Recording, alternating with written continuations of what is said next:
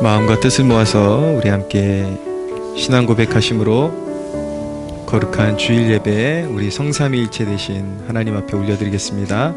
나는 전능하신 아버지 하나님 천지의 창조주를 믿습니다. 나는 그의 유일하신 아들 우리 주 예수 그리스도를 믿습니다. 그는 성령으로 잉태되어 동정녀 마리아에게서 나시고 본디오 빌라도에게 고난을 받아 십자가에 못 박혀 죽으시고 장사된 지 사흘 만에 죽은 자 가운데서 다시 살아나셨으며 하늘에 오르시어 전능하신 아버지 하나님 우편에 앉아 계시다가 거기로부터 살아있는 자와 죽은 자를 심판하러 오십니다. 나는 성령을 믿으며 거룩한 공교회와 성도의 교제와 죄를 용서받는 것과 몸의 부활과 영생을 믿습니다. 아멘. 이 시간 함께 하나님 다니엘 기도의 7일째를 맞이하게 하신 하나님께 감사드리고 또 오늘 거룩한 주일 성수로 하나님 앞에 올려드릴 수 있게 해주셔서 감사합니다. 하나님, 우리가 하나님의 뜻을 떠나 살았던 모든 죄악들을 용서해 주시고 하나님, 한국교회의 아픔 가운데 우리의 마음을 모아서 헌신하지 못한 죄를 회개하오니 주여 우리의 허물을 씻어주시고 우리에게 합당한 말씀 들려주시고 우리를 주님이 원하시는 길로 이 예배 가운데 인도하여 주시옵소서. 우리 함께 한 목소리로 기도하겠습니다. 살아계신 주님, 우리를 인도하여 주소서. 진리 가운데로 인도하시고 회개로 인도하여 주소서.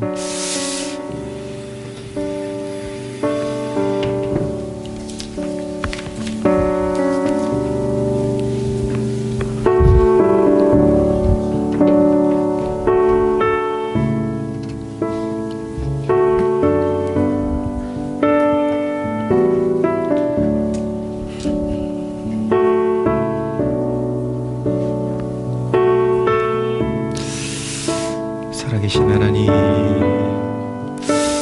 주여 오늘도 참된 회개 가운데 하나님 앞에 온전히 예배하기를 원합니다.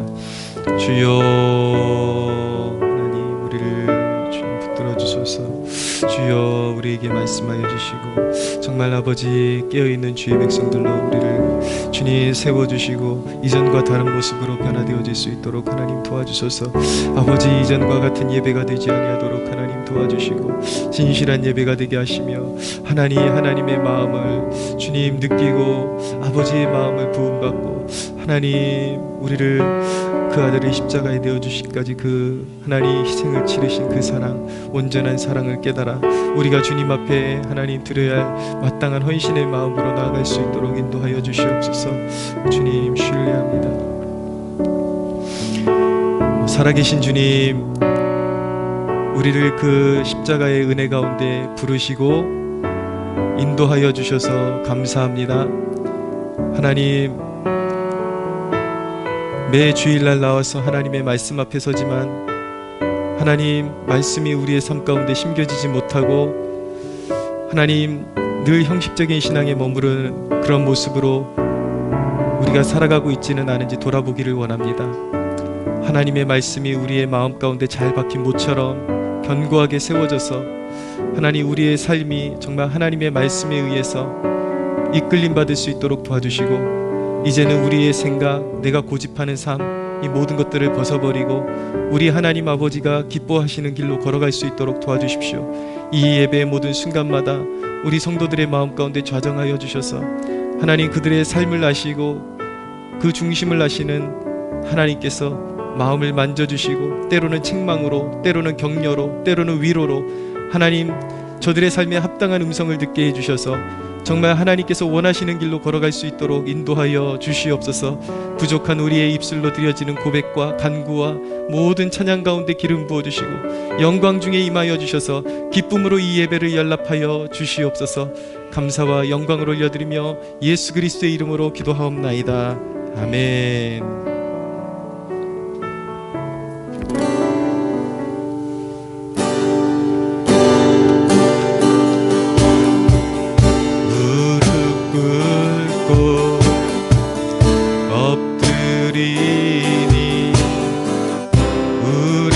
겸손케 하소서. 악한 데서 눈을 돌려 모든 우상 버리고 깨끗한 손 주옵소서. 주님만 높여드리기 원해. 정결한 마음 주옵소서. 주님만 높여드리기 원해. 우리 세대로 주의 얼굴 찾게 하옵소서. 오 야곱의 하나님, 우리 세대로 주의 얼굴 찾게 하옵소서. 오 야곱의 하나님. 무릎 꿇고 엎드리니, 무릎 꿇고 엎드리니 우릴 겸손케 하소서. 악한 데서 눈을 돌려 모든 우상 버리오니 깨끗한 손 주옵소서. 주님만 높여드리기 원해. 정결한 마음 주옵소서. 주님만 높여드리기 원해. 우리 세대로 주의 얼굴 찾게 하옵소서. 오 야곱의 하나님, 우리 세대로 주의 얼굴 찾게 하옵소서. 오 야곱의 하나님, 깨끗한 손 주옵소서. 주님만 높여드리기 원해. 정결한 마음 주옵소서. 주님만 높여드리기. 깨끗한 손, 깨끗한 손 주옵소서. 주님만 높여드리기 원해. 정결한 마음 주옵소서. 주님만 높여드리기 원해. 우리 세대로 주의 얼굴 찾게 하옵소서. 오 야곱의 하나님, 우리 세대로 주의 얼굴 찾게 하옵소서. 오 야곱의 하나님.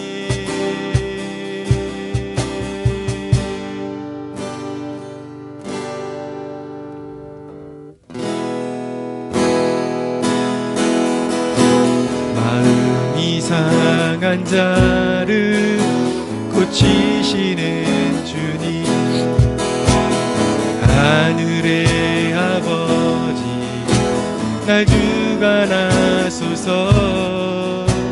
주의 길로 인도하사 자유케 하소서.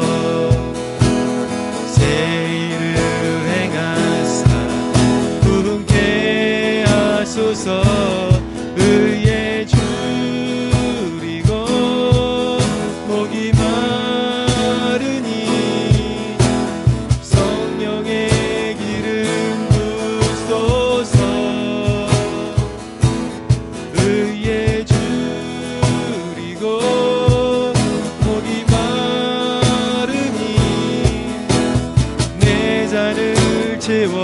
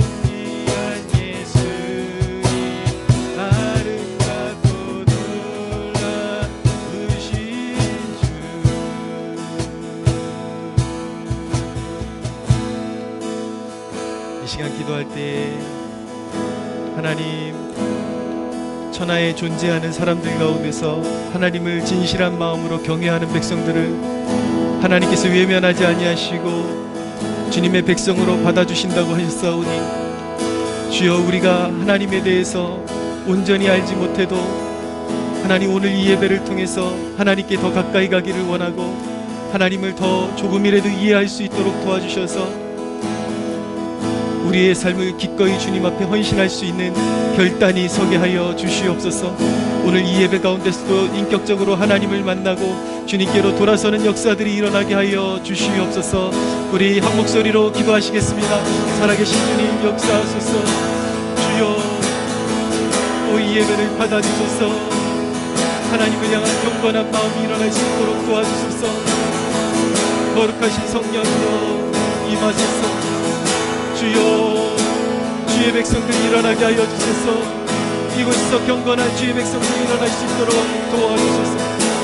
또 우리 주의 성령이시여, 주의 길로 인도하소서. 좌정하사 주의 길로 인도하소서. 주님 알게 하소서. 영원하신 왕이시여, 우리를 구원하소서. 주께로 인도하소서. 헌신적인 주의 백성들로 삼아주시옵소서. 오 주님,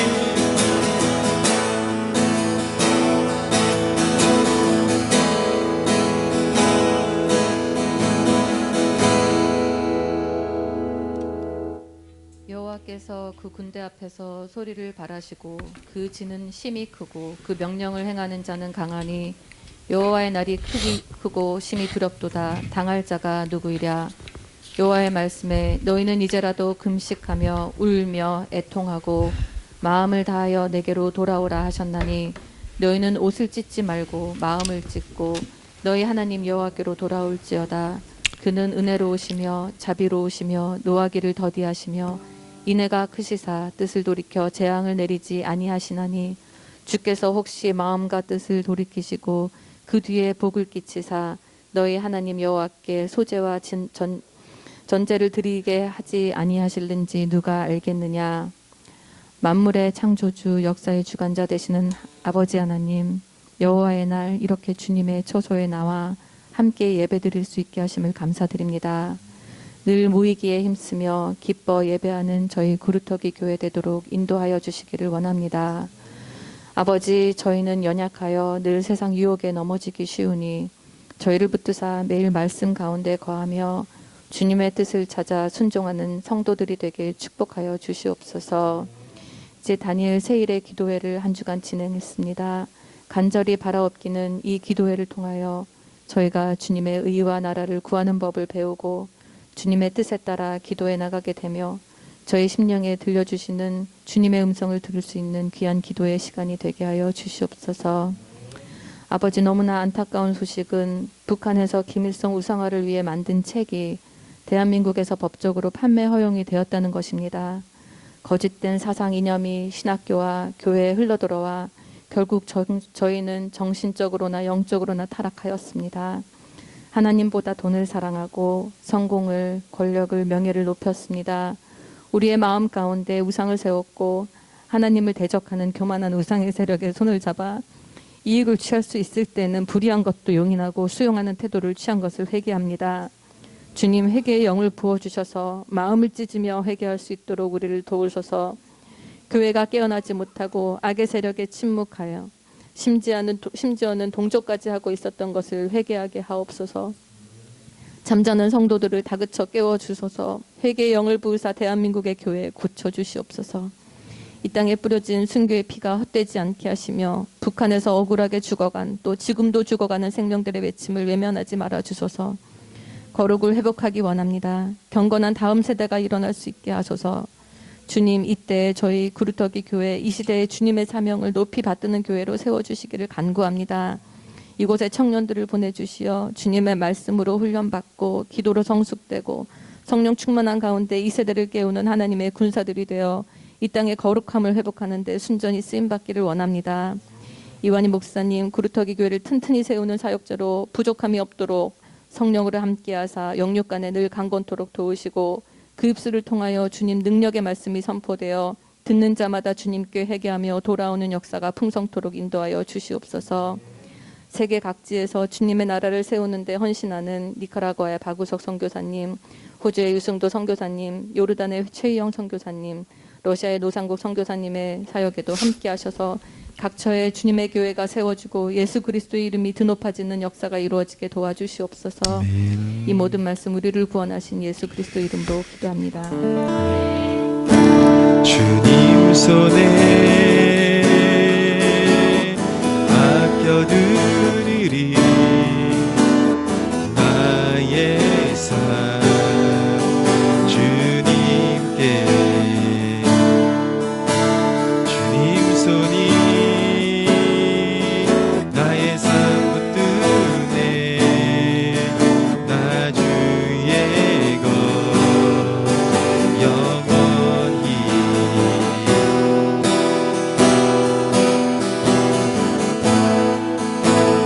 내가 믿는 분 예수 내가 속한 분 예수 삶의 이유 대신에 노래 대신에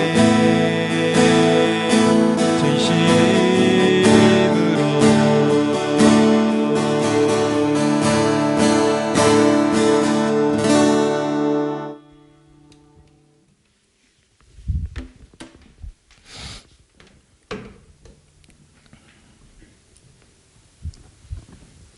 드려진 예물 위에 기도하겠습니다.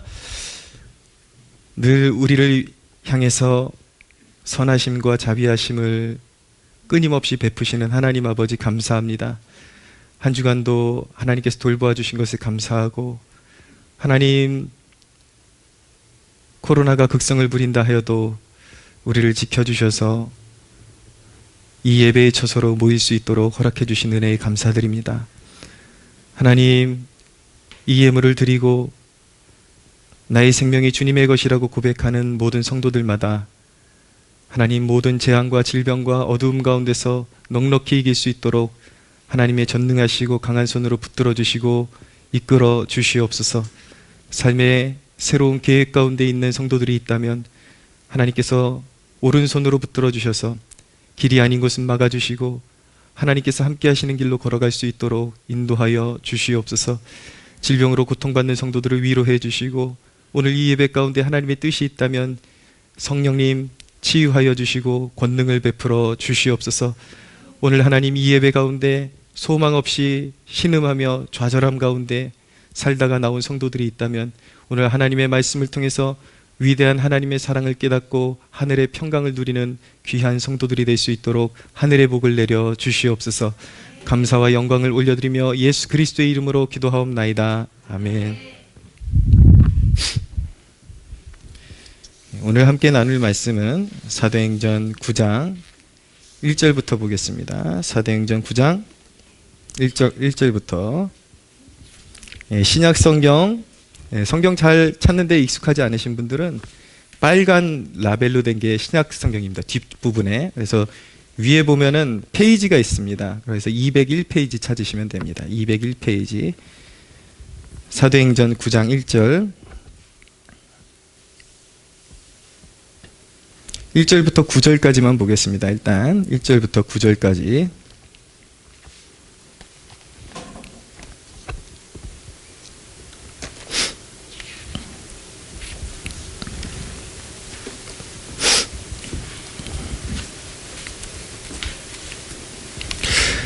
사도행전 9장 1절에서 9절 한 절씩 교독하겠습니다. 사울이 주의 제자들에 대하여 여전히 위협과 살기가 등등하여 대제사장에게 가서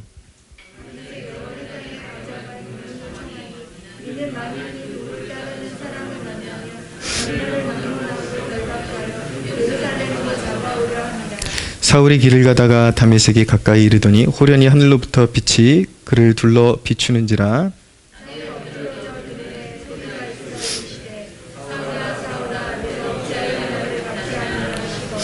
대답하되 주여 누구시니까? 이르시되 나는 내가 박해하는 예수라.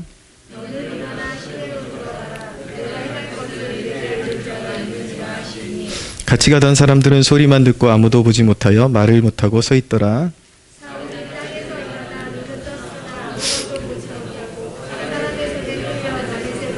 함께 사흘 동안 보지 못하고 먹지도 마시지도 못하니라. 아멘. 17절 한번 보시겠어요? 17절에서 19절까지 한 목소리로 같이 한번 읽어보겠습니다. 시작. 아나니아야 떠나 그 집에 들어가서 그에게 안수하여 이르되 형제 사울아 주 곧 내가 오는 길에서 나타나셨던 예수께서 나를 보내어 너로 다시 보게 하시고 성령으로 충만하게 하신다 하니 즉시 사울의 눈에서 비늘 같은 것이 벗어져 다시 보게 된지라.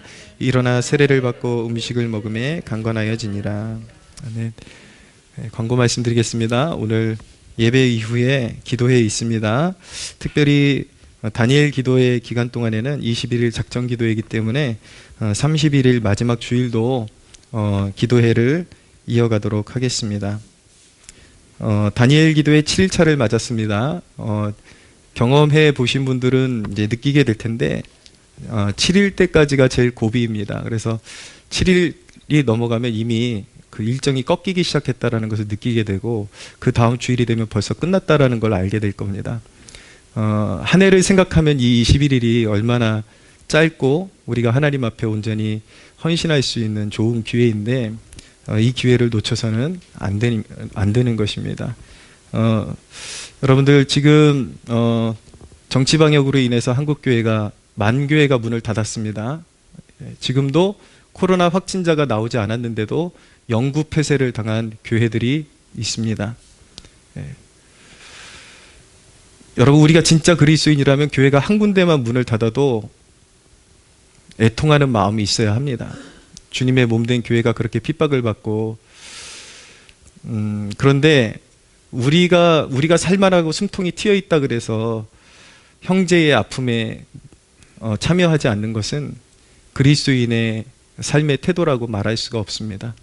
오늘 이 가운데 이제 신앙에 처음 접어드셔서 정말 예수님께 삶을 드려야 하는가 그 입구에 서 있는 분들 외에 나의 구주가 정말 예수님이라고 고백하시는 분들 가운데 이렇게 교회가 함께 싸워야 할 부분에 있어서 등한시 여기고 있는 부분들이 있다면 회개해야 되고 교회가 이렇게 어려운 일을 당하고 있는데 묵과하고 자기밖에 모르는 그런 삶을 살아가는 사람들에게는 결코 하나님께서 하늘의 복을 내리시지 아니하십니다. 더 각성하시고 깨어나시고 마지막까지 기도의 동력이 이어질 수 있도록 그렇게 힘써 주시기를 부탁드리겠습니다. 오늘 사도행전 9장 말씀 잠시 나눌 텐데 이 다니엘 기간 동안에 큰 주제가 하나님과의 만남입니다. 근데 하나님과의 만남을 이야기할 때에 바울이 다메섹 도상에서 예수님을 인격적으로 만난 것을 빼놓고 말할 수가 없겠죠. 근데 이 사도 바울과 우리 기독교 신앙의 신학 체계 가운데 이 칼빈주의라는 이 신학 체계와 뗄래야 뗄 수 없는 관계에 있기 때문에 오늘 좀 우리가 장로교인들이고 우리 장로교 신학의 중심에 칼빈주의가 있다고 하는데 우리가 적어도 장로교에 나오면 칼빈주의가 뭔지는 알고 믿어야 되겠죠. 그래서 오늘 본문을 맞이해서 이참에 칼빈주의의 그 중심에 어떤 그런 사상들이 있고 가르침이 있는지 좀 여러분들에게 알려드리려고 합니다. 제가 이거를 지금 꺼내든 이유는 무엇이냐면 지금 유행하는 유튜브들 가운데 칼빈주의가 잘못 가르쳐가지고 사람들을 무수한 사람들을 지옥에 보낸다고 그렇게 엉뚱한 소리를 하는 사람들이 넘쳐나고 있습니다. 근데 수많은 사람들이 그런 거짓된 가르침에 놀아나고 있는데 이런 이야기 들어보셨습니까? 혹시 우리는 칼빈주의가 아니라 성경주의다. 되게 멋있지 않아요? 당연한 거잖아요. 우리는 그리스도인인데 당연히 성경을 신봉하는 사람들이죠. 근데 그렇게 말하는 것 자체가 사실은 칼빈주의가 뭔지에 대한 이해력이 떨어지는 것입니다. 칼빈주의라는 말 자체가 사실은 알고 보면 바울의 신앙을 계승한다라는 의미를 가지고 있는 것입니다. 성경으로 돌아간다. 칼빈이 종교개혁자인 것은 아시죠? 어떻게 종교개혁이 일어났습니까? 카톨릭이 심하게 부패했을 때 교황이 전혀 죄가 없는 교황은 무오하다. 그러면서 교회의 절대 권위를 주장하고 또 교회의 전통을 성경의 권위 위에 두는 사상들이 카톨릭에 만연해 있었습니다. 그리고 성경에 나타나지 않는 연옥이라는 것을 만들어 가지고 성경에는 천국과 지옥이 있다라고 말씀하고 있지만 연옥이라는 것은 전혀 말씀하고 있지 않습니다. 근데 당시에 카톨릭은 연옥을 만들어내서 이도 저도 아닌 사람들이 연옥에 들어가 있다가 이 땅에서 이제 살아있는 사람들이 가족을 위해서 공을 빌면, 돈을 많이 들이고 공을 빌면 연옥에 있던 사람이 천국으로 가고, 그렇지 못한 사람들은 끊임없이 연옥에서 고통받다가 또 지옥으로 떨어질 수도 있기 때문에 그 연옥 교리를 이용해 가지고 하나님 앞에 드려지는 정당한 헌금 외에 교회가 부를 축적하기 위한 그런 수단으로, 그래서 교회에 당신의 재산을 많이 헌납할수록 당신의 가족 중에 연옥에 있는 사람이 천국으로 간다, 이런 이제 교리를 사용해서 교회에 그릇된 부를 축적하고 있었던 것입니다. 그리고 마리아를 숭배했고 특별히 성인들을 숭배하고, 그런 잘못된 숭배 사상이 카톨릭 교회 안에 만연하고 있었죠. 그리고 교리가 부패해서 사도 바울이 로마서와 갈라디아서를 통해서 설파했던 오직 믿음의 교리가 교회에서 제거되고, 믿음과 선행이라는 그런 이름으로 교회의 그 관행을 따라서 그냥 종교 생활하고, 교회가 요구하는 그런 어떤 종교 생활에 충실하게 생활하고 사제에 절대적으로 의존하고, 이런 식으로 해야 천국에 갈 수 있다라고 그렇게 이제 가르쳤던 것입니다. 그래서 이것을 뒤집고 성경으로 돌아가는 게 바로 칼빈주의의 핵심인 거예요. 그러니까 절대로 우리가 장로교인이라면 나는 칼빈주의가 아니라 성경주의다, 이 얘기는 사실은 이 칼빈주의의 의미 자체를 모르고 하는 소리이기 때문에 이 무지한 소리가 될 수 있다는 것을 여러분들이 깨달으셔야 합니다. 칼빈주의 자체가 성경으로 돌아가자는 운동이에요. 그래서 원래는 칼빈 이전에 마틴 루터라는 사람이 수도사였는데 이 사람이 원래 박식한 사람이었습니다. 법관이 되려고 했던 사람인데 같이 그런 어떤 공부를 하던 친구가 갑자기 벼락을 맞아서 죽는 것을 보고 죽음에 대해서 깊이 고민하게 되었습니다. 그리고 천국과 지옥에 대해서 고민하게 되고, 자기가 지금 죽으면 천국에 갈 확신이 없는 거예요. 분명히 지옥에 갈 텐데 자기 죄 때문에 어떻게 하면 내가 천국에 갈 수 있는 확신을 얻을 수 있을까. 그래서 보통 그 당시에 천주교의 그런 관행대로 자기의 몸에다가 고행을 쌓으면 혹시라도 구원받을 수 있을까, 그래서 자기 무릎으로 수백 개의 계단을 기어 오르고 내리고 해봤지만 그는 구원을 확신할 수가 없었습니다. 아무리 자기 몸에 학대를 하고 고행을 해도 정말 내가 구원받았다라는 확신을 가질 수가 없었습니다. 그래서 루터가 로마서를 이제 연구하다가 로마서에 나타나는 그 말씀대로 오직 예수 그리스도의 십자가의 은혜를 믿는 믿음으로 사람이 의롭게 되고 구원을 받는다라는 것을 깨닫게 되고, 나의 죄를 씻을 수 있는 힘은 나의 고행이나 나의 능력에 있는 것이 아니라 나를 위해 십자가를 지시고 부활하신 예수님을 믿는 믿음으로 내 죄가 씻김을 받는다라는 것을 깨닫고 영적인 자유를 경험하게 된 것입니다. 그래서 마틴 루터에 의해서 이신득이 오직 믿음으로써 의를 얻는다, 하나님의 의를 얻는다라는 그러한 이제 개념이 확립이 되게 되죠. 사실은 루터가 발견한 것이 아니라 원래 사도 바울이 전했던 말씀인데, 그것이 캐톨릭의 잘못된 관행과 그 부패한 교리로 인해서 역사 가운데 사라졌다가 이제 루터에 의해서 다시 재발견되는 그러한 역사가 있었던 것입니다. 근데 이제 루터는 그 이상으로 잘 발전시키지 못했던 것 같아요.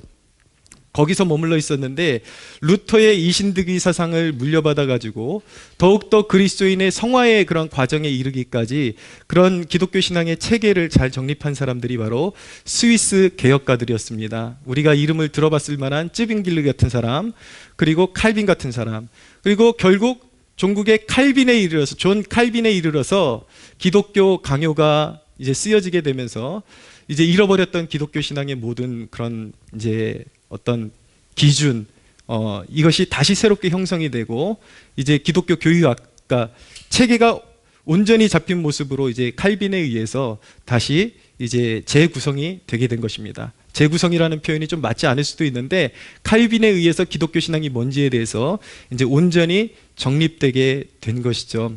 그래서 이제 이 칼빈의 그 기독교 강요를 가지고 더 신학 체계를 계속해서 발전시킨 걸 개혁주의라고도 하는데, 그래서 개혁주의와 칼빈주의가 병행해서 쓰이기도 하고 약간 오묘한 차이가 있기도 하지만, 그렇게 칼빈의 이제 가르침에 의해서 종교 개혁이 무르익게 되고 이제 잃어버렸던 성경의 가치관이 회복되게 되면서 이 칼빈의 가르침을 따라서 이제 설교를 하고 설파했던 사람들을 칼빈주의라고 그렇게 부르고 있는 것입니다. 그럼 칼빈주의가 믿는 것은 무엇이냐? 분명히 알아야 되겠죠. 첫째는 무엇이냐면 오직 믿음으로 구원을 얻는다라는 것을 칼빈주의자들은 믿는 것입니다. 근데 이제 이것을 잘 모르는 세대가 비난하는 게, 겉봐라, 장로교 목사들은 믿기만 하면 구원받는다더라, 그러니까 사람들이 겁없이 죄를 짓는다더라, 이렇게 이제 호도를 하면서 공격을 하는 거예요. 근데 여러분, 여기서 믿는다라는 것은 그냥 입술로 사람들이 쉽게 말하는 립 서비스 하듯이 그냥 나 예수님 믿어요, 그렇게 하면 구원받는다라는 얘기가 아니에요. 여기서 믿는다라는 것은 그렇게 가벼운 고백을 말하는 것이 아닙니다. 우리가 믿는다라는 것은 성령의 역사로 말미암아 우리 내면에서 거듭남이 일어나고 그 거듭난 마음으로 진심으로 내 삶을 전부 주님께 드린다라는 그 믿음의 고백을 드리는 것, 그것을 믿음이라고 말하는 것입니다. 거듭남이라는 것은 인간의 의지로 되는 것이 아니라 하나님의 말씀이 한 영혼의 심령에 심겨질 때에 성령의 역사로 이루어지는 것이기 때문에, 거듭난 역사, 거듭난 사람, 진짜 하나님의 자녀로 거듭나서 예수님이 나의 주님이십니다 라고 고백하는 사람에게는 이제는 이전에는 존재하지 않았던 새로운 삶의 원리가 그의 마음 가운데 심겨지게 되는 것입니다. 그것을 에스겔서 36장 25절에는 뭐라고 말씀하냐면, 나의 마음과 나의 영을 그들의 마음 가운데 두겠다, 그들의 마음에 나의 영을 두고 새 마음을 주겠다라고 그렇게 말씀하시면서 그 거듭난 영혼들에게 나의 법을 새겨서 나의 규례를 지키는 그런 백성으로 삼겠다라고 말씀하신 것처럼, 거듭난 영혼, 진정으로 예수 그리스도가 나의 구주라고 그렇게 믿음을 가지고 믿습니다라고 고백한 사람의 마음 가운데는 성령으로 말미암아 하나님의 법이 심겨져 있기 때문에 그 사람은 이제 이전과 다른 삶을 살 수밖에 없게 되는 것입니다. 마음의 태도가 달라진 거예요. 그래서 이전에는 설교 말씀을 들어도 지루하고 하나도 알아듣지도 못하겠고, 그리고 저게 나와 무슨 상관이야 라고 들었지만은 이 거듭나고 예수 그리스도를 구주로 영접하고 믿음으로 고백한 사람은 이제 새로운 법이 작동하고 있기 때문에 성경을 읽거나 설교를 듣게 되면 자기 마음에 심겨진 법과 일치하기 때문에 그 기쁨, 영적인 기쁨을 누리면서 그 말씀을 영의 양식으로 받아들일 수밖에 없게 되는 것입니다. 할렐루야.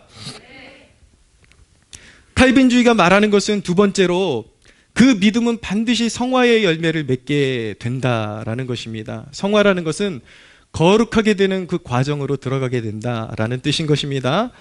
참 믿음이 우리 안에 자리 잡게 되면은 가치관이 변화되고 우리의 성품이 점점 변화되게 되고, 그리고 선행의 열매를 맺을 수밖에 없게 되는 것입니다. 우리는 믿음으로 고백하는 바 갈라디아서 5장에 있는 말씀을 우리는 믿고 우리는 그 말씀을 따라가는데, 우리는 그렇게 고백하는데, 들어보십시오. 내가 이루노니 너희는 성령을 따라 행하라. 그리하면 육체의 욕심을 이루지 아니하리라. 육체의 소욕은 성령을 거스르고 성령은 육체를 거스르나니 이 둘이 서로 대적함으로 너희가 원하는 것을 하지 못하게 하려 함이니라. 너희가 만일 성령의 인도하시는 바가 되면 율법 아래에 있지 아니하리라. 육체의 일은 분명하니 곧 음행과 더러운 것과 호색과 우상 숭배와 주술과 원수 맺는 것과 분쟁과 시기와 분냄과 당짓는 것과 분열함과 이단과 투기와 술 취함과 방탕함과 또 그와 같은 것들이라. 전에 너희에게 경계한 것 같이 경계하노니 이런 일을 하는 자들은 하나님의 나라를 유업으로 받지 못할 것이다 라는 것을 우리는 믿는 것입니다. 할렐루야. 네, 진짜 믿음을 가지고 있는데, 거룩하신 예수 그리스도, 거룩하신 하나님이 내 아버지가 되었는데, 나의 주님이 되었는데, 어찌 이전에 살던 방탕한 삶, 그리고 규모 없이 살던 삶, 게으르게 살던 삶, 악하게 살던 삶, 세상의 유흥이나 쾌락이나 좋아하고 살던 삶, 그것을 유지할 수가 있습니까? 우리는 분명히 고백하건대 그런 삶을 사는 사람들은 아직도 하나님 나라를 유업으로 얻지 못한 것입니다. 쉽게 말씀드리면 아직도 믿지 않은 것입니다. 진정으로 믿었다면 우리 안에서 거룩함에 대한 열망이 일어나게 돼 있고, 우리가 여전히 부족하고 죄가 삶 가운데 드러나긴 하지만 그럼에도 불구하고 항상 회개하면서 하나님의 거룩하심에 참여하는 백성이 되려고 노력할 수밖에 없게 되는 것입니다. 여러분, 특히 칼빈주의의 공헌은 신앙을 개인의 영역에 멈추게 하지 않고 사회적인 영향력으로 갈 수 있도록 그렇게 공헌을 했다라는 것입니다. 그 이전에는 이런 개념이 별로 없었어요. 그러나 존 칼빈에 의해서 주창된 것이 무엇이냐면 크리스천의 직업은 바로 하나님의 소명이다 라고 그렇게 주창했던 것입니다. 무엇이냐면 성직자만 교회 안에서 성직자가 아니라 모든 그리스도인이 사회 속에서 성직자다라고 그렇게 천명을 한 것입니다. 할렐루야. 그래서 단순히 교회 안에서만 거룩하게 살아서는 되는 것이 아니라 자기에게 주신 그 직업을 통해서 하나님의 영광을 올려드리고 그 자기의 그런 하는 자기에게 맡겨주신 그 일터에서 자기 자신이, 모든 그리스도인이 자신이 성직자로 알고 거룩하게 하나님을 섬기며 정직한 양심을 가지고 그 일을 감당해야 하나님께서 영광 받으신다라는 것을 가르친 것이 바로 칼빈주의였던 것입니다. 그러니까 칼빈주의를 제대로 알게 되면 죄를 버리려고 노력할 수밖에 없게 되고, 또 일상의 신앙과 내 삶을 따로 분리하던 생각들이 사라지게 되고, 내 일상 가운데 교회에서 예배를 끝내고 나면 나에게 마음대로 살 수 있는 자유가 주어지는 것이 아니라 나의 일상으로 들어 내가 내 직장에서 나는 목사와 같은 존재로 사는 것이다 라는 그 의식을 갖게 만드는 것이 바로 칼빈주의인 것입니다. 사랑하는 여러분, 진정으로 여러분들이 예수 그리스도를 구주로 영접했다면 여러분들의 거룩함이 모든 삶 가운데 퍼져나가야 하고 모든 장소 속에서 드러나야 함을 믿으시기를 바랍니다. 세 번째로 칼빈주의가 믿는 것은 무엇이냐면 그 믿는 자를 하나님이 견인하신다라는 것입니다. 견인하신다. 무슨 뜻인지 좀 어려울 수가 있는데 아주 쉽습니다. 이 개념은. 여러분, 견인차가 고장난 차를 이렇게 끌어서 견인해 가지 않습니까? 그것처럼 이제 하나님께서 우리의 주인이 되시면은 우리의 구원과 우리의 인생을 하나님께서 우리를 끝까지 견인해 가신다라는 교리인 것입니다. 존 버년이 썼던 철로 역정에 보면 이런 내용이 있는데 그 내용에, 철로 역정에 나오는 내용들이 다 신앙의 원리를 이렇게 간접적으로 보여주고 있는 것입니다. 어떤 벽난로가, 이 주인공이 보니까 벽난로가 있는데 벽난로에 불이 활활 타오르고 있다가 불이 점점 꺼져가는 거예요. 근데 불이 이제 죽었나 싶은데 갑자기 불씨가 싹 살아나더니 또 불씨가 올라오고 불길이 일어나고 또 불이 살아나는 그 장면을 보면서 너무 신기하다, 저게 뭘까, 어떻게 저런 일이 벌어질까 궁금해가지고 벽난로 뒤로 가봤더니 성령님께서 기름을 꺼질만 하면 또 끼얹으시고 성령님께서 꺼질만 하면 또 기름을 끼얹으셔서 그 꺼져가는 불길이 다시 살아날 수 있도록 성령께서 역사하고 계신다라는 것을 보게 된 것입니다. 이것이 무엇이냐면 우리 믿는 자의 신앙 원리를 존 버년이 그렇게 표현한 것입니다. 진정으로 하나님의 자녀가 된 백성들, 진정으로 믿음으로 자신의 삶을 그리스도께 헌신한 사람들은 이제 버림받을래야 버림받을 수가 없는 상태에 들어와 있는 것입니다. 골로새서의 말씀처럼 이제 마귀의 권세 아래서 하나님의 아들의 나라로 옮겨진 것입니다. 할렐루야. 그렇기 때문에 때로는 하나님께서 이 사람을 연단하시기 위해서 고난도 주시고 역경이 오지만, 그래서 신앙의 불이 꺼져가는 것 같고 그리고 방황도 하지만, 이상하게 이 택함 받은 백성들, 진짜 믿음을 가진 사람들은 내가 이제 그리스도인이 아닌가 하고 방황하는 것 같지만 어느 순간에 어떤 환경의 자극을 받거나 사람의 자극을 받아서 다시 그 신앙의 불이 이게 살아오르기 시작하는 역사를 경험하게 되는 것입니다. 왜입니까? 그 사람 안에 내주하시는 성령님께서 그를 버리지 않고 끝까지 인도해 주시기 때문인 것입니다. 할렐루야. 여러분, 이렇게 하나님께서 우리를 견인해 주신다고 하면 그런 교리 때문에 장로교인들이 일부러 죄짓고 살 수밖에 없다라고 그렇게 호도를 하는 사람들이 있는데, 이 청교도 신학자 중에 존 오웬이라는 사람은 진짜 믿음을 가지고 있는 사람이 끝까지 구원에 이를 수밖에 없는 이유를 이렇게 말했습니다. 하나님의 사랑과 용서하시는 자비를 한번 맛본 성도라면 세상의 그 무엇보다 그것을 귀히 여길 것이기 때문에 결코 하나님을 떠나지 않을 것이다 라고 그렇게 존 오웬이 말을 한 것입니다. 저는 이 청교도 신학자들 그리고 칼빈주의 신학자들이 정의한 것을 제 신앙에 몸소 체험을 했기 때문에 이게 무슨 말을 하는 것인지 너무나도 가슴에 와닿습니다. 제가 강단에서 여러분들에게 신앙은 죽은 것이 아니다, 하나님의 임재를 경험하는 것이다 끊임없이 그렇게 말씀을 드리는데, 정말 하나님의 임재를 경험하게 되면 이 땅에서 천국의 어떤 맛을 보는 그런 느낌이 들어요. 그래서 썩어지는 이 땅 가운데서 하나님 나라의 영화로운 것을 느끼게 되니까 그것을 맛볼 때마다 제 마음에서 일어나는 탄식은 뭐냐면, 주님 왜 나 같은 죄인을 사랑하십니까? 라고 고백할 수밖에 없는 거예요.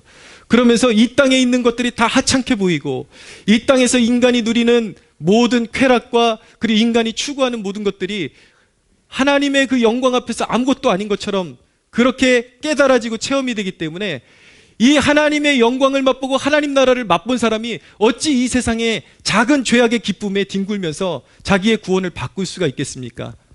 여러분, 좀 인간적으로 설명해 드릴까요? 바보같이 수천억짜리 집에 살면서 여러분 어디 그냥 구멍가게 같고 정말 너무나도 초라한 그런 판잣집 같은 그런 집이랑 바꿀 사람이 있겠습니까? 구원이라는 것이 바로 이런 것입니다.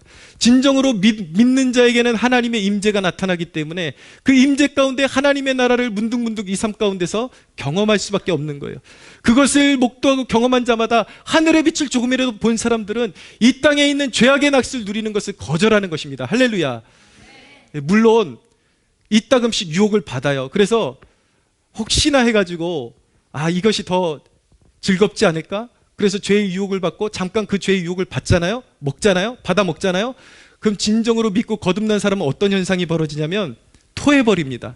왜냐하면 마치 구원받았다라는 것은 돼지가 사람으로 변한 것과 마찬가지이기 때문에 다시 사람이 된 사람에게 돼지의 여물을 줘봤자 먹지 않아요. 할렐루야.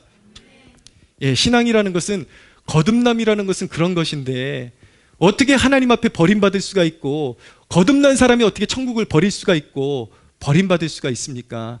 그것은 말이 되지를 않는 것입니다.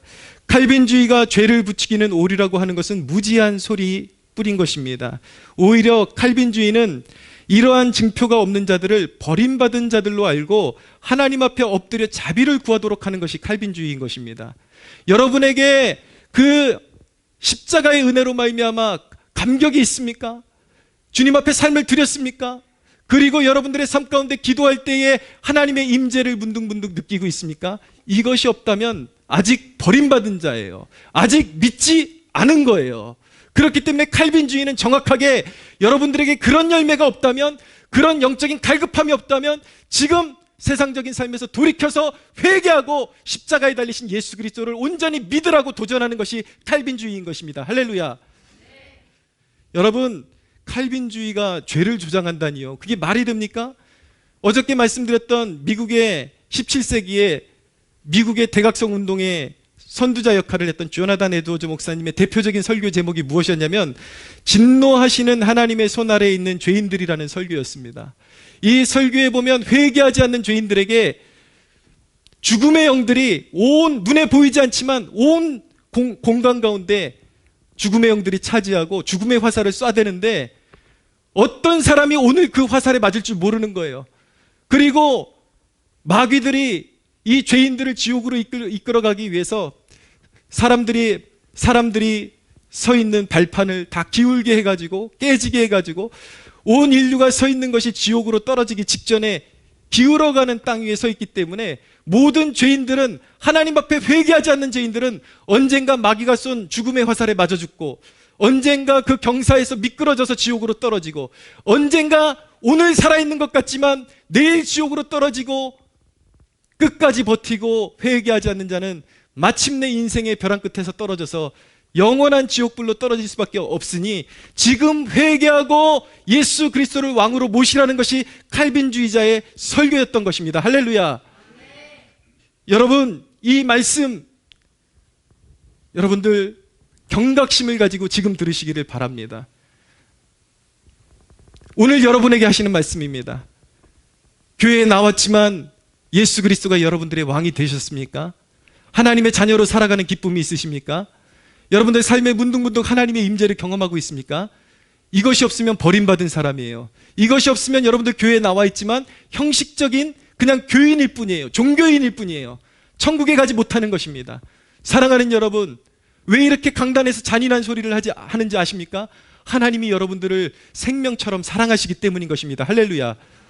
하나님이 저 같은 설교자를 통해서 이렇게 강하게 말씀하게 하시는 이유는 무엇이냐면, 하나님의 뜻은 죄인한 사람이 죄짓다가 멸망하는 것보다 죄인이 회개하고 구원받는 것을 기뻐하시기 때문에, 하나님은 저 같은 설교자를 통해서 회개하지 않으면 지옥불에 떨어질 수밖에 없다라고 선포하게 만드시는 것입니다. 할렐루야. 그러나 하나님께서 기뻐하시는 것은 여러분들이 회개하고 예수 그리스도가 나의 주님이십니다라고 고백하고 열매 맺는 하나님의 백성으로 살아가는 것을 하나님께서 무한히 기뻐하신다라는 사실을 믿으시기를 바랍니다. 여러분, 칼빈주의자가 죄를 조장한다니요, 이런 무식한 소리가 어디 있습니까? 이 조나단 에드워드 목사님이 이 설교를 했을 때는 성령님이 너무 강력하게 역사하셔가지고 이 설교를 듣던 사람들이 실제로 설교를 듣는 도중에 지옥불에 떨어질까봐 의자를 부여잡고 막 사람들이 경기를 일으키고 넘어지고 이런 역사들이 일어날 정도로 두려운 설교를 했던 사람들이 칼빈주의자들이었던 것입니다. 여러분, 회개하십시오. 여러분들의 인생 가운데 적당히 믿는 것, 그리고 막연하게 교회 나오니까 나 천국 가지 않을까, 착각입니다. 철저히 회개하고 하나님의 자녀로 거듭나는 축복이 있게 되기를 바랍니다. 여러분, 칼빈주의에 있어서 제일 논쟁이 되어온 교리가 무엇이냐면 바로 예정입니다. 하나님께서 구원받을 자를 이미 정하셨다라는 것이 끊임없이 기독교계에 논란이 되어 왔습니다. 그러나 여러분, 칼빈주의는 하나님의 주권을 중심에 놓는 그러한 체계인 것입니다. 보십시오. 오늘 사도 바울의 기사를 읽었는데, 사도 바울은 원래 예수 믿는 사람들을 잡아다 죽이는 핍박자였습니다. 그런데 그가 다메섹에 가서 예수 믿는 사람들을 잡아다가 죽이고 핍박하기 위해서 가는 도중에 갑자기 예수 그리스도를 만나게 되는 것입니다. 하늘로부터 빛이 임하고 예수님의 소리가 나면서, 음성이 들리면서 사울아 사울아 네가 나를 왜 박해하느냐 라고 그렇게 말씀하시는 음성을 듣게 된 것입니다. 바울은 구원받고 나서 생각해 보니까 자신이 한 일은 스스로 돌아봤을 때에 예수 믿는 사람을 박해한 일 외에는 한 일이 없어요. 하나님 앞에 칭찬받을 일을 한 것이 없어요. 오히려 저주받을 일을 하고 있었습니다. 근데 그 자신이 구원받았어요, 알고 보니까. 그래서 그가 고백할 수밖에 없었던 것은 무엇이냐면 디모데전서 1장 15절에 나는 죄인 중에 괴수였을 뿐이다. 나는 구원받을 만한 가치가 있는 사람이 아니라, 자격이 있는 사람이 아니라 죄인 중에 죄인이요 괴수였을 뿐이다 라고 그는 고백할 수밖에 없었던 것입니다. 그러면서 그가 구원받은 것을 회상하면서 고린도전서 5장 10절에 뭐라고 말하냐면 나의 나된 것은 다 하나님의 은혜다 라고 고백하고 있는 것입니다. 할렐루야. 여러분, 예정은 분명히 성경적이고 그것은 절대적으로 우리의 구원이 하나님께 있다라는 솔직한 고백에 기인한 것입니다. 예정과 택하심은 내가 구원의 은혜를 누리고 보니까 과정 가운데는 분명히 내가 믿은 것 같고 내 발로 교회를 나왔어요. 그런데 진짜 구원의 은혜를 경험해 보고 나니까 알고 보니까 나에게 자격이 하나도 없었고 하나님의 전적인 은혜로 내가 부름받았다라는 것을 깨닫고 고백하는 것이 하나님께서 나를 예정하셨고 택하셨다라는 고백인 것입니다. 할렐루야. 그렇기 때문에 여러분, 택하심을 진정 아는 사람은 죄에 빠져 사는 것이 아니라 주님 내가 무엇입니까? 라고 울부짖을 수밖에 없는 것입니다. 주님의 사랑을 느끼면 느낄수록 내가 무엇이간데, 내가 무슨 자격이 있어서 나를 부르시고 나를 구원하셨습니까? 라고 그렇게 고백할 수밖에 없는 것이죠. 여러분, 진정으로 예정을 믿고 택하심을 믿는 사람들은 주님이 나를 택하셨으니까 오늘 죄 지어도 천국 가겠지 그렇게 사는 것이 아니라 눈물로써 주님 나 같은 죄인을 왜 구원하셨습니까? 라고 고백할 수밖에 없어야 하는 것이고 바울처럼 헌신하는 사람이 되어야 하는 것입니다. 할렐루야. 사도 바울은 다메섹 도상에서 예수님을 만나고 자신의 인생을 그리스도께 헌신하고 일생을 죽도록 주님 앞에 헌신하며 죄를 버리고 하나님의 영광을 위해 살아갔던 것처럼 우리가 진정으로 하나님께서 나를 은혜 가운데 부르셨다라고 믿는다면 이제는 더 이상 죄 가운데 살아서는 안 되고 천국의 소망을 가지고 이 땅에서 이제 하나님의 영광을 위해 살아야 할 줄로 믿습니다. 요 근래에 칼빈주의가 믿기만 하면 구원이라고 가르쳐서 많은 사람들을 지옥에 보낸다고 하는 그런 무식한 사람들이 넘쳐나고 있는데 그 중에 대표적인 사람들이 변승우 목사 그리고 FT너를 운영하는 김영현이라는 그 젊은 전도사가 수많은 유튜브 팔로워들을 거느리면서 이 장로교의 칼빈주의가 뭔지도 모르면서 그렇게 사람들을 왜곡시키고 사람들을 미혹하고 그렇게 잘못된 길로 이끌어가고 있습니다. 칼빈주의에 대해서 모르면 칼빈주의를 비판하지 말고 자기 할 일만 하면 되는데 너무 무지한 소리를 해대고 그리고 요즘은 유튜브 시대이기 때문에 잘 모르는 사람들이 목소리가 크면 그게 진리가 돼버려요. 그래서 조심해야 하는 것입니다. 여러분 올바른 진리 가운데 서시는 여러분들 되시기를 축복합니다. 말씀을 정리하면서 칼빈주의가 고백하는 것을 5가지로 요약하면 이렇습니다. 이것들을 요약해드리고 칼빈주의는 이런 것들을 추구하고 그리고 성경에서 이런 것들을 가장 귀하게 여기고 믿는 사람들이구나 라고 그렇게 깨달으시면 되겠습니다. 첫째, 칼빈주의자들은 전적인 타락을 믿습니다. 인간은 하나님 앞에 온전히 부패했고 하나님을 떠나서 살아가기를 기뻐하고 죄 가운데 오염되어서 전혀 구원받을 자격이 없다라는 것을 고백하는 것이 칼빈주의의 첫 번째입니다. 두 번째, 칼빈주의는 무조건적인 선택을 믿습니다. 우리에게 자격이 있어서 하나님께서 택하신 것이 아니라 구원으로 인도하신 것이 아니라 자격 없는 우리를 십자가의 공로, 그 아들의 십자가의 공로 그것만을 보시고 자격 없는 자들을 무조건적으로 우리의 조건을 보고 부르시는 것이 아니라 자격 없는 자들을 조건 없는 은혜 가운데 부르신다라는 것을 고백하는 것이 칼빈주의인 것입니다.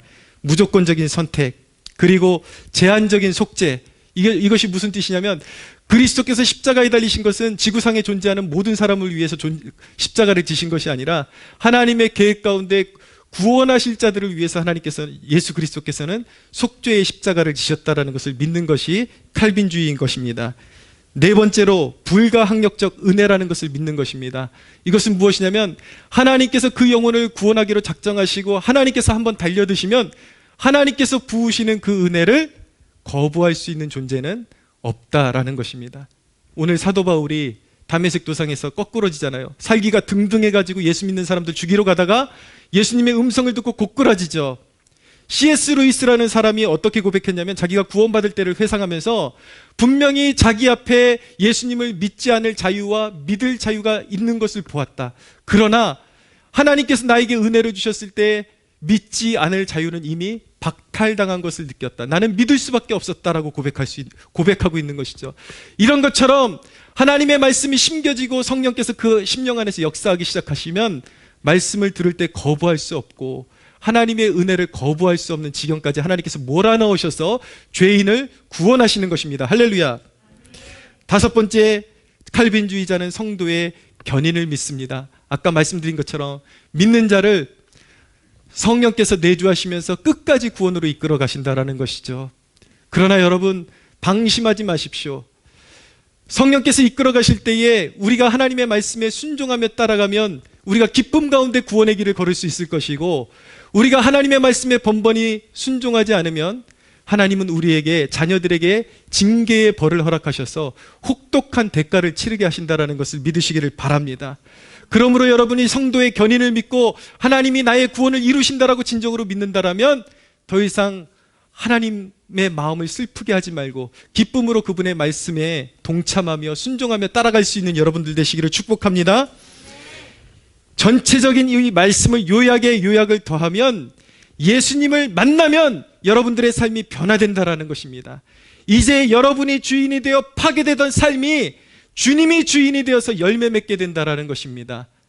이전에 하나님의 말씀을 떠나서 고통받던 삶에서 돌이켜서 예수 그리스도를 구주로 영접하십시오. 성령님께서 여러분들의 삶을 이끌어가기 시작하시고, 그동안 여러분들의 삶 가운데 황폐한 열매밖에 없었다면 예수님이 여러분들의 삶 가운데 좌정하시고 주님의 말씀이 여러분들의 삶 가운데 우뚝 서는 그 순간부터 여러분들의 삶 가운데 좋은 열매들이 맺혀지기 시작할 것입니다. 할렐루야. 진정으로 예수 믿고 풍성한 열매 맺는 하나님의 백성들로 거듭나시기를 예수 그리스도의 이름으로 축복합니다. 우리 하나님께 영광의 박수 올려드리겠습니다.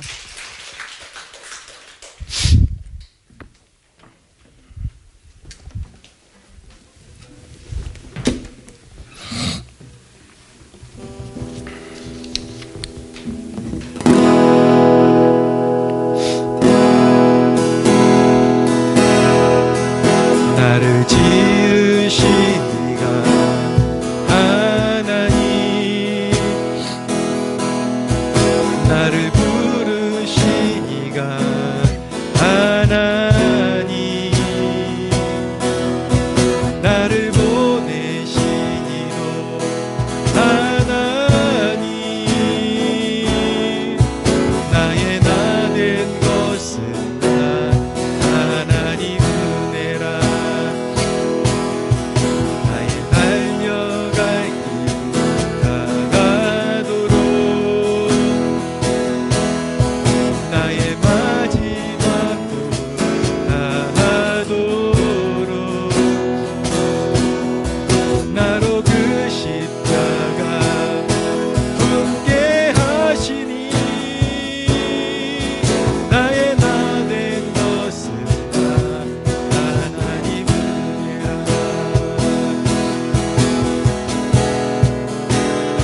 한량없는 은혜,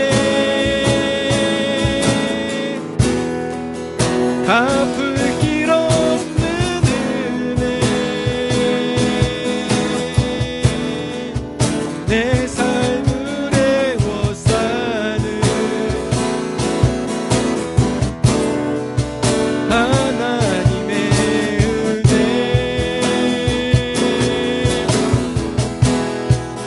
아주 더함 없이 그 땅을 밟음도 나를 붙드시는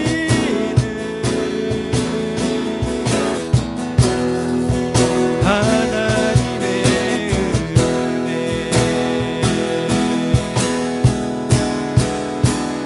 한량없는 은혜, 갚을 길 없는 은혜, 내 삶을 애워싸는 하나님의 은혜,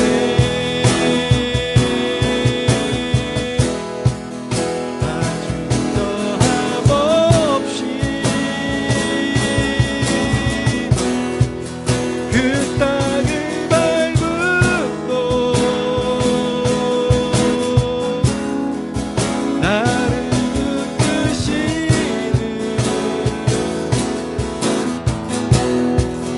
하나님의 은혜, 한량없는 은혜, 한량없는 은혜, 갚을 길 없는 은혜, 내 삶을 애워싸는 하나님의 은혜, 아주 더함 없이 그 땅을 밟음도 나를 붙드시는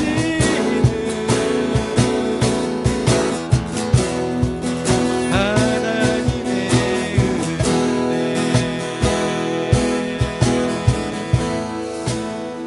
이 시간 우리 말씀을 마음에 심고 기도할 때에 주님, 내가 자격이 있어서 구원받은 것이 아니라 전적으로 하나님의 은혜였음을 고백합니다. 하나님, 은근히 내세우는 나의 의를 내려놓고 모든 공로를 그 십자가에 돌리기를 원합니다. 또한 아직까지 주님을 알지 못해서 주님께 삶을 드리지 못하고 있는 성도들이 있다면, 신자들이 있다면 주님 더 알게 해주시고 그 십자가의 은혜를 분명하게 알게 해주셔서 오늘 사도 바울이 예수님 앞에 꿇어 엎드려졌던 것처럼 내 삶을 주님께 헌신할 수 있도록 이끌어 주옵소서. 주님만이 우리의 왕이시고 예수님만이 인류를 구원하시는 구세주이심을 알고 기쁜 마음으로 주님께 삶을 드리고 천국을 유업으로 얻는 주님의 백성으로 살아가게 하여 주옵소서. 우리 함께 주여 부르짖고 기도합니다. 주여,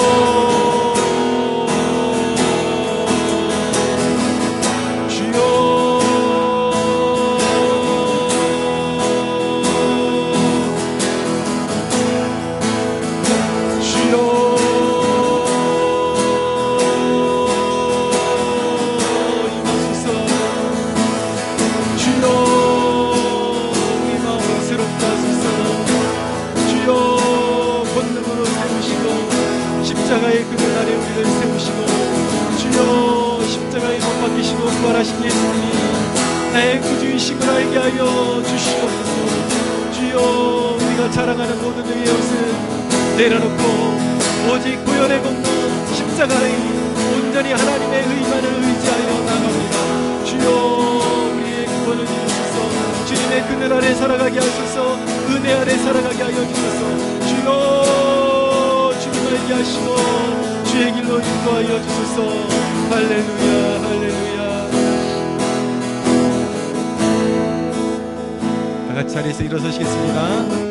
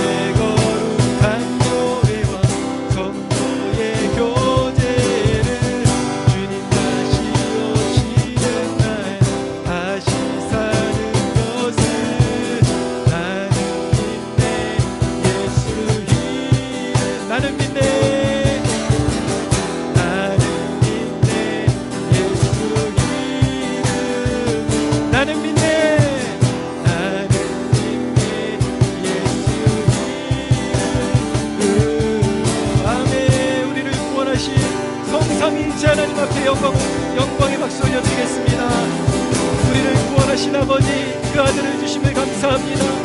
오 독생자 예수님, 우리를 위하여 기꺼이 아버지께 순종하시고 자신의 몸을 제물로 주심을 감사드립니다.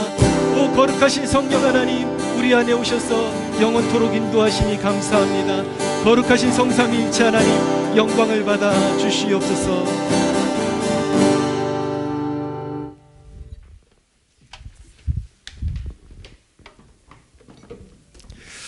기도하시겠습니다. 고맙고 감사하신 하나님, 오늘 위대한 종교개혁자의 유산을 돌아보고 칼빈주의가 무엇인지를 배웠습니다.